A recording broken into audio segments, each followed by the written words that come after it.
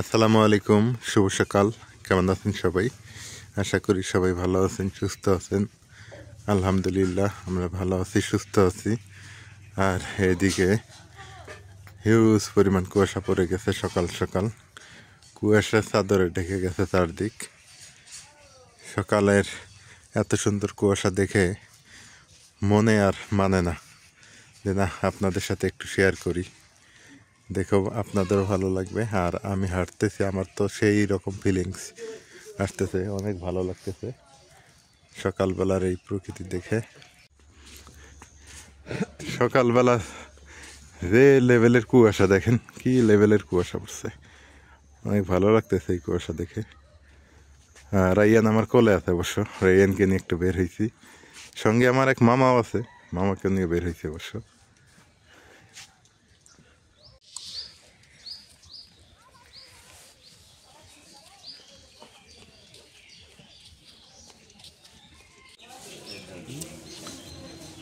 সকাল বাজে 8:30, কুয়াশার চাদরে ঢেকে গেছে। এত সকালে দেখেন সবাই গিরগার টানে চলছে।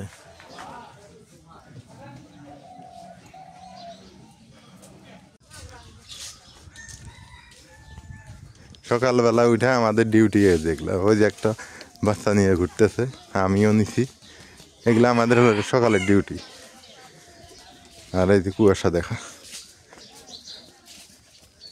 কুয়াশা দেখতে চাইলে আপনাদের উত্তরবঙ্গে আসতে হবে। এখন ইউজ কুয়াশা পড়ছে।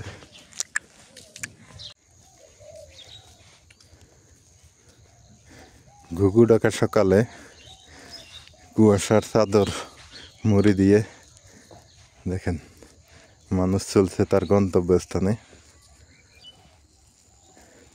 এই শীতের সকালে যদি ভাপা পিঠা খাওয়া যেত, মনটা আরও ভরে যেত। আর শীতের সকালে সবচাইতে ভালো লাগে আর একটা ব্যাপার, এই যে পাখি ডাকে কিচিরমিচির করে, ঘুঘু ডাকে, তারপরে মানুষ লোকজন যেটাই আমরা বলি না কেন রাস্তা দিয়ে হেঁটে যায়, এটা দেখতে অনেক ভালো লাগে। আবার এই শীতে কিন্তু অনেকের দুঃখ, অনেকের কষ্ট, ছোট বাচ্চা, অনেক গরিব অসহায় মানুষের কম্বল দিনে ঘুমাতে পারে না, এই হলো অবস্থা। গ্রামের মধ্যে কত সুন্দর একটা বাড়ি, অনেক সুন্দর একটা বাড়ি। রাইয়ান আমার সঙ্গে আছে অবশ্য। রাইয়ান খুব দুষ্টামি করতেছে কোলের মধ্যে।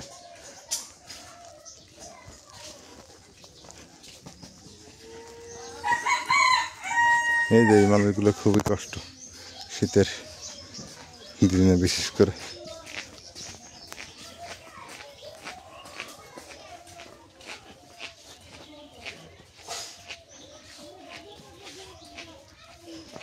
অবশেষে রোদ উঠে গেল।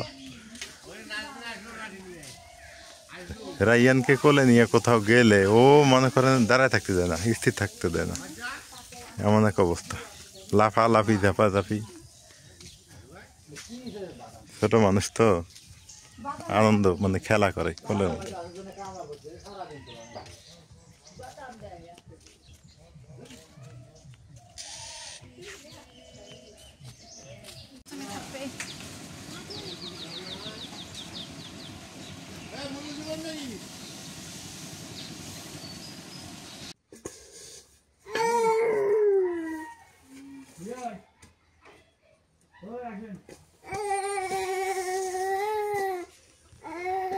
সকাল সকাল লাউ কেটে দেয়, এই যে একটু দেখেন কি তামসা শুরু হয়েছে। লাউ দিয়ে ইলিশ মাছ দেখতে খামো, লাউটা কেটে দেয়।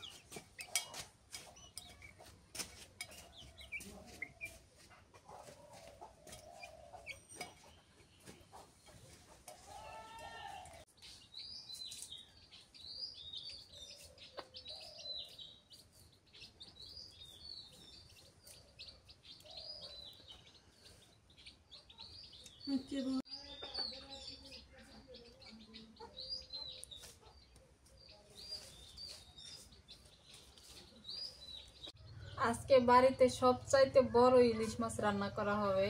মা হচ্ছে লাউ কেটে নিল আর আমি এই ইলিশ মাছটা বের করে নিয়ে আসলাম। অনেক বড়, এই প্রথম মনে হয় এত বড় ইলিশ এই বাড়িতে নিয়ে আসলো। আজকে মা রান্না করব, লাউ দিয়ে ইলিশ মাছ দিয়ে রান্না করব। আর কি রান্না করবো তা জানি না, শুধু এতটুকুই জানি। মা ওই পাশে সবকিছু কাটা বাছা এর আগে এত বড় ইলিশ আনা হয় নাই। না না, মাছটা অনেক বড় আছে আর দেখতেও সুন্দর দেখা যাইতেছে। এটা নাকি ইন্ডিয়ার যায়, এটাই ইন্ডিয়ার যায়, রপ্তানি হয় এগুলো মাছ নাকি শুনলাম। ও মাছটা স্বাদ কিন্তু অনেক বড় আছে। গোয়ালন্দের ইলিশ এটা চ্যাপ্টা। চ্যাপটা কত চ্যাপটা দেখছো? কি চ্যাপ্টা? পেটি বের করা লাগবে এটা। না পেটি ছাড়া বলো তো, দেখো কি চ্যাপটা। গোয়ালন্দের ইলিশ এটা। না সত্যি তো ইলিশ মাছটার সাইজটা কয় আঙ্গুল দেখো তো, চ্যাপটা দিয়ে কয় আঙ্গুল হবো? 8 আঙ্গুলই প্রায়। এই দেখো এ কত চ্যাপ্টা।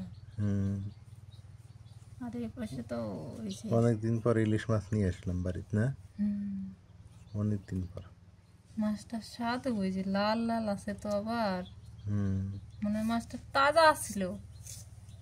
এই জায়গায় একটা গাছ আছিল, গাছটা দেখতে ভালোই লাগছে, কিন্তু গাছটার ভিতরে কাটা ছিল তো, আর রাইয়ার হাত পুরো দিয়ে ওই গাছটা ধরে, হাত কাটা যায়, এই জন্য মা উঠাই নিয়ে বাইরে গাইতে দিচ্ছে ওই জায়গায় আবার। তবে গাছটা এই জায়গায় আসলে ভালোই লাগছিল, ছেয়া পড়ে আসছিল তো অনেক সুন্দর দেখা গেছে। আমি এবার মাছটার আশ ছাড়াইনি, এখন আমি এই মাছটা আর আশ ছাড়াইনি, মাছটা সুন্দর আছে। আর এখন কাটে নিলে মানে পেটি বার করলে আর কি পিসগুলো সুন্দর হবে। আর রাইয়ান যেহেতু ঘুমাই আছে, এখন মাছটা ভালো করে কাটতে পারবো, আর রাইয়ান উঠে গেলে কিন্তু কাটতে পারবো না।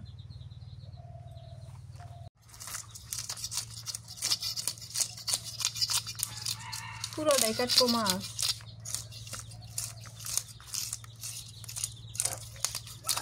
ও তো কাটে নষ্ট হয়ে যাবে, ডিম আছে, অর্ধেকটা খায় নাও বুঝছো, আর অর্ধেকটা রেখে দাও।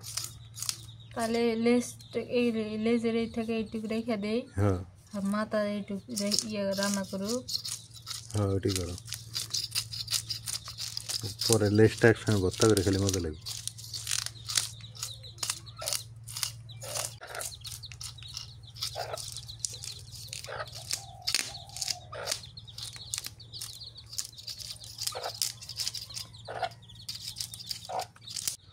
নাল ডবটা বা মূলে কাটতেছি, দেখেন কত সুন্দর করে কাটে নিতেছি। কালারটা সুন্দর দেখা যাইতেছে, গোলাপি আর সাদা।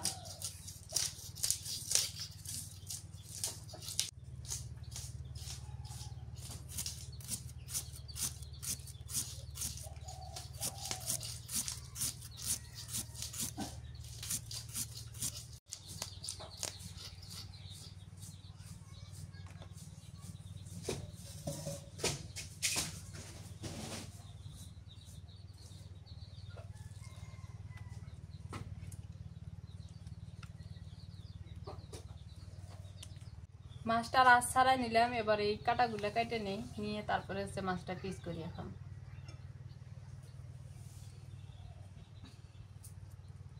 মাছটার ওজন খুব, তো নাড়াইতে খুব কষ্ট হয়।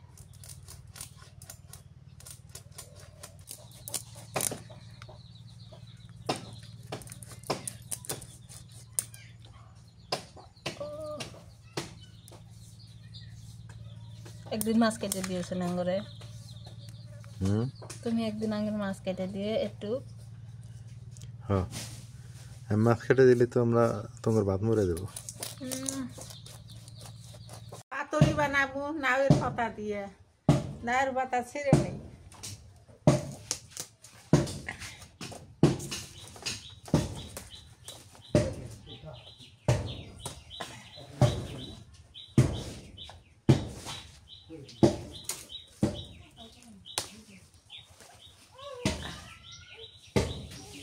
গরম পানির মধ্যে চুপবে আমি পাতা দিবে।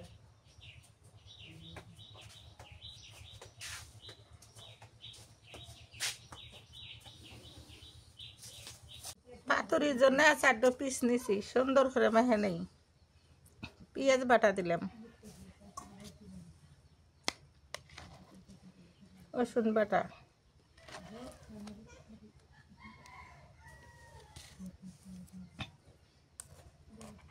সর্ষে বাটা,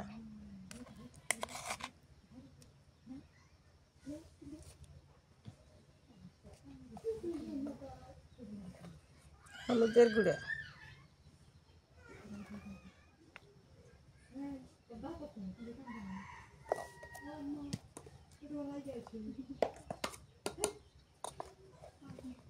শুকনো মরিচের গুঁড়া, আর কি দেওয়া লাগবে? নুন দেওয়া লাগবো, সর্ষের তেল। এগুলো দিলে হয় না? হুম,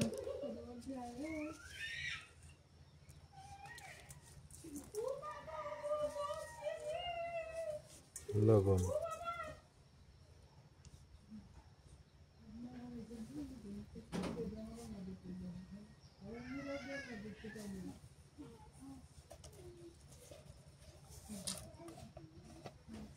সর্ষের তেল দিই।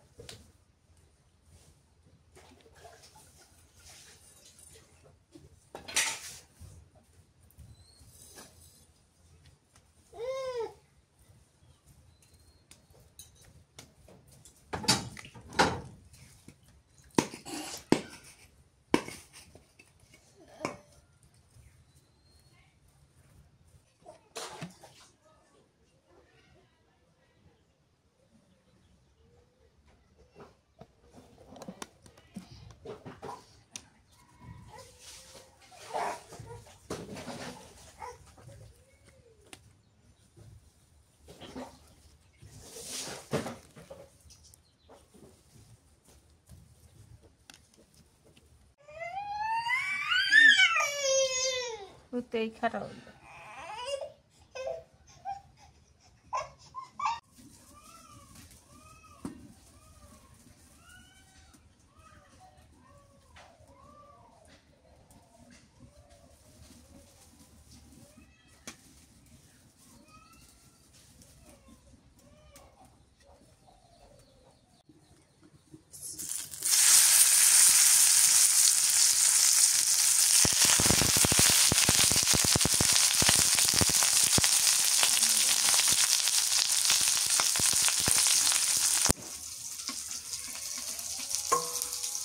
পাতুরি হয়ে গেছে।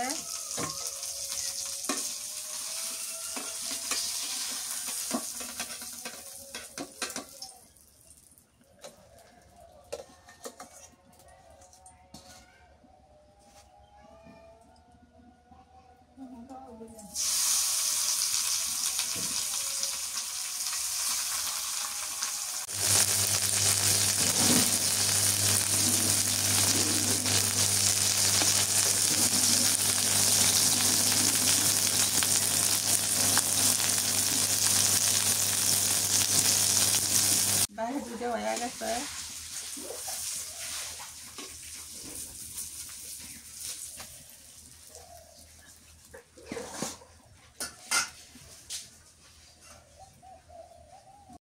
পেঁয়াজ দিয়ে দেই।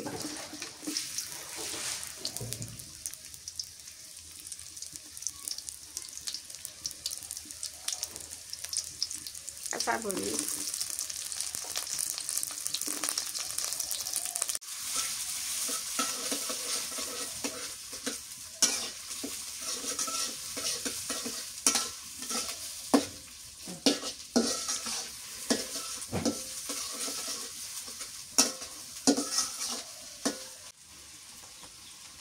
মাথা, কান সারা একটা তাহা।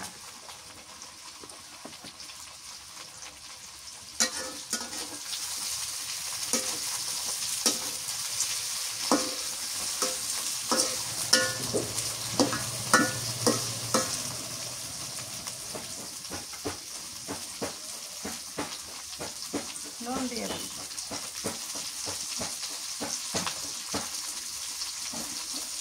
হলুদের গুঁড়ো,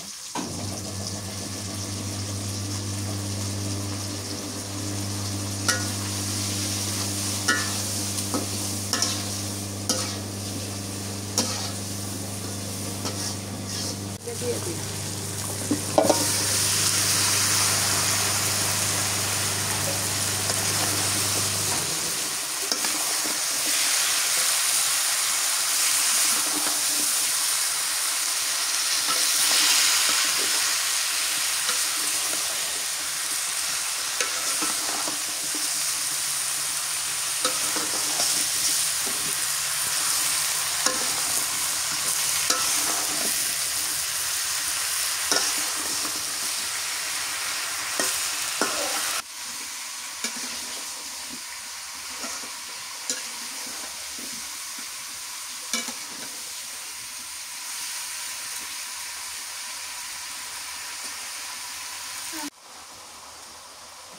পেঁয়াজ বাটা, সর্ষে বাটা খেয়াল আসছিল না তো এখানে দিয়ে দিই। রসুন বাটা,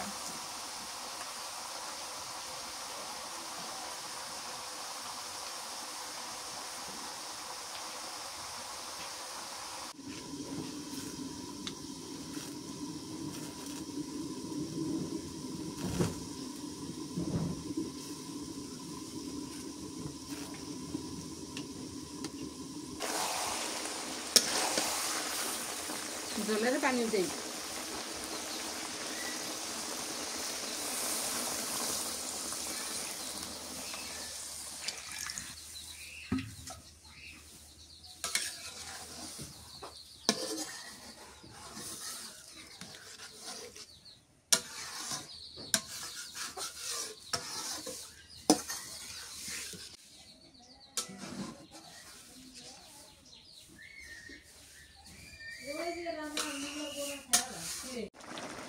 হয়ে গেছে তরকারি।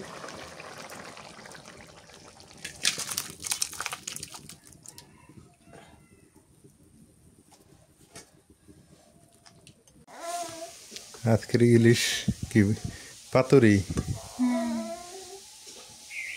লাউ পাতায় পাতুরি। লাউ পাতায় পাতুরি। লাউ পাতা দিয়ে দিছে মোরা, আল্লাহ ভরসা। এই লাউ পাতা খাওয়া যাবো না? হ্যাঁ মজা লাগে তো। লাউ পাতা মজা লাগে হ্যাঁ বলে কি? আমি একটু মাছটাই খাই দেখি। এই ইলিশের তো কাটা বেশি। কাটা বেশি, স্বাদ আছে। রায়ন কি বলে? বিসমিল্লাহ।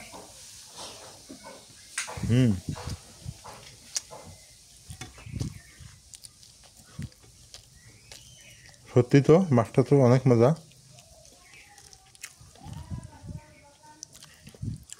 এক কাজ করো, লাউ পাতাগুলো তুমি ভর্তা করে খাইও। হ্যাঁ যে থুয়ে দিলাম। হ্যাঁ নাজমিন, মজা লাগে ওটি। এই মরিচটা আরো বেশি মজা লাগবে। ভিতরে ডিম আছে।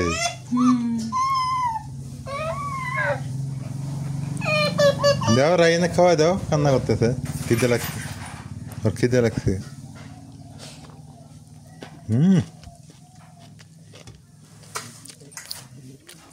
মাশাআল্লাহ।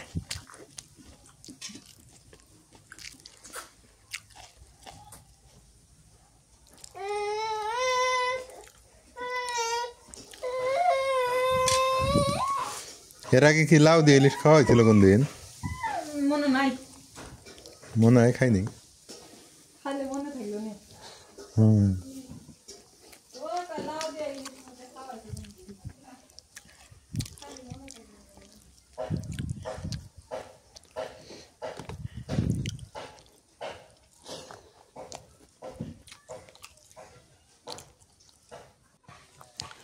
দুপুরে খাওয়া দাওয়া শেষ, আলহামদুলিল্লাহ মাছটা ভালো ছিল।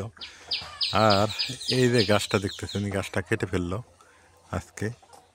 আর গাছটা কাটার একটা রিজন আছে, গাছটা কাটা ভালো হয়েছে, নাহলে আমার ক্ষতি হইতো, গাছটা পড়ে গেলে আমার ঘরের ক্ষতি হইতো, লম্বা গাছটা ছিল তো।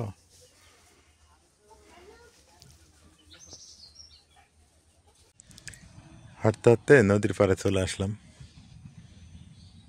হাঁটতে হাঁটতে বলতে গাড়ি নিয়ে চলে আসছি, ভালো লাগতেছিল না বাড়ির ভিতরে, তো ভাবলাম যে না একটু নদীর পাড় দিয়ে একটু ঘুরে টুরে আসি, মনটা ভালো হবে। হঠাৎ কেন জানি আজকে আমার মনে মেঘের কালো ছায়া ঘোরাঘুরি করতেছে, বুঝলাম না এই মন কখন ভালো হয় কখন কি হয় বলা বড় মুশকিল। অনেক সুন্দর হয়েছে বাদামটাও, খারাপ হয় নাই।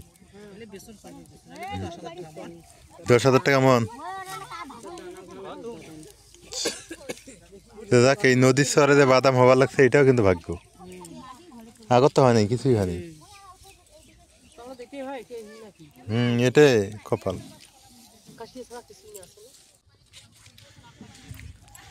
মাঝে মাঝে মন চায় নৌকাতে বসে গা ভাসিয়ে দেই, কোথায় গিয়ে দাঁড়াবো তার কোনো ঠিক ঠিকানা থাকবে না, আমি যেন এক দাদাবার।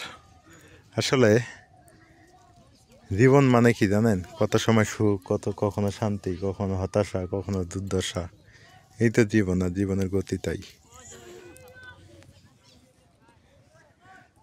কিরে তোমার এও নাই বাদাম নাই? কয়জন? একজন। একজন মাটিতে কতগুলো বাদাম হয়?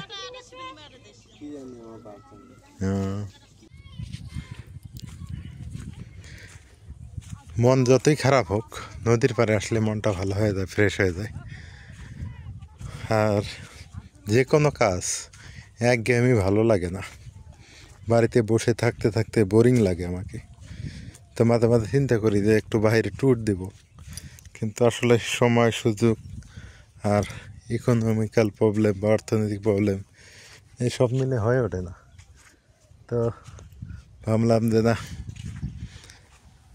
একটু হাঁটাহাঁটি করি, নদীর পাড়েই ঘুরি, ভালো লাগবে। সারি সারি নৌকা বাঁধা ঘাটে, বিশাল চর। জীবনের সার্থকতা কোথায় জানেন? জীবনের সার্থকতা হচ্ছে আপনার রুট লেভেল থেকে যদি আপনার ভালো না থাকতে পারেন আপনি, আপনার জীবনে আপনি সার্থকতা মানে সার্থক হবেন না। বাবা মা ফ্যামিলি এসব ম্যাটার করে, ভালো থাকার জন্য এসবও কিছু ম্যাটার করে।